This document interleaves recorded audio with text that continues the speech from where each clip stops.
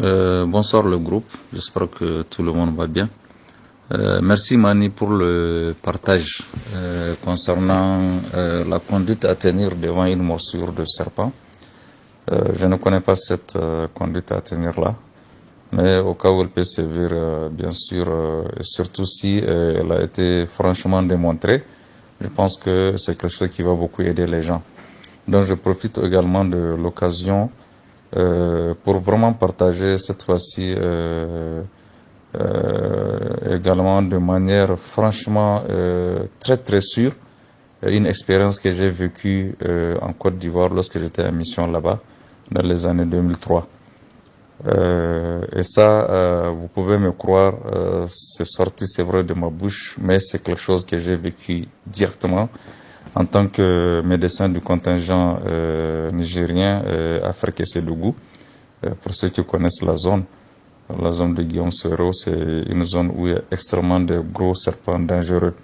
Donc j'ai vécu quelque chose en direct dans mon service infirmerie, un Ivoirien de Ferkessédougou qu'on m'avait amené à 3 heures du matin.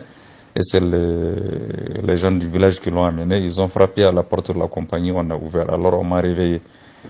Là, j'étais là en train d'essayer de tout faire parce que nous, on était en train de créer toutes les conditions optimales pour accompagner le malade, puisque lorsque nous avons fait la description du serpent noir, le gros cobra, on a compris que la seule solution, c'était un sérum antivenimé et de l'immédiat.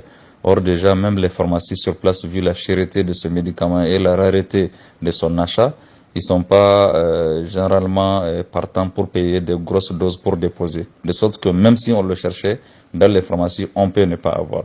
Donc, on ne peut que soulager la personne avec des petits sérums, des petites injections pour la douleur, pour le stress, etc. Mais tout en sachant que dans quelques minutes, il allait mourir. Ça, c'est quelque chose que j'ai vécu directement et que personne ne m'a raconté. Et franchement, je continue à partager ça depuis 2004. Et là, l'occasion s'est présentée aujourd'hui. J'ai entendu parler de ça. Je profite pour le partager. En réalité, comme je vous l'ai dit, ce patient, on avait perdu tout espoir. Tout espoir. Et puis parce que déjà, c'est devant nous qu'il a développé les premiers signes, les seconds signes, tels que décrits par la médecine. Et on savait que la troisième phase était en train d'arriver, c'est-à-dire la phase à partir de laquelle il allait tomber dans le choc. Voilà. Maintenant, c'est à partir de là, un gardien de Farkessédougou, un vieux, qui nous balayait en fait la devanture de l'infirmerie. Il a entendu les pleurs de la dame qui a amené le patient, c'était son grand frère, je pense. Et le vieux m'a approché, j'étais dans mon bureau. Il a vu comment j'étais très inquiet, je rentrais, je sortais en train de chercher de quoi gérer la situation. Il m'a approché, il m'a dit que si j'ai confiance en lui, il y a quelque chose vraiment qu'il connaît de ses grands-parents.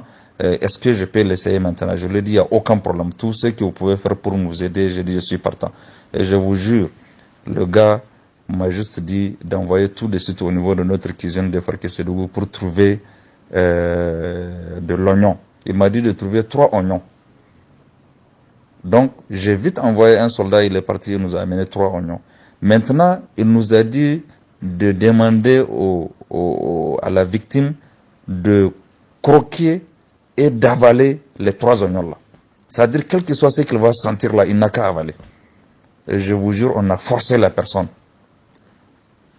À peine elle a pris le deuxième oignon, elle était à la moitié du troisième oignon, quand la personne a commencé à vomir du venin devant moi, tout noir.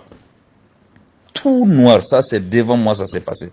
Afrique Sédougou est devant le major de notre infirmier. Donc, je vous jure, le gars là, on l'a sauvé comme ça. Comme ça. Il a vomi tout le venin devant nous. Et au fur et à mesure, il se sentait mieux. Le lendemain, vers 10 heures, moi je l'ai relâché. Et c'est comme ça le gars là, on l'a sauvé. Il était revenu le 3e jour en visite et retour. Il était sur ses pieds sans aucun problème. Donc là, c'est quelque chose que je continue à partager.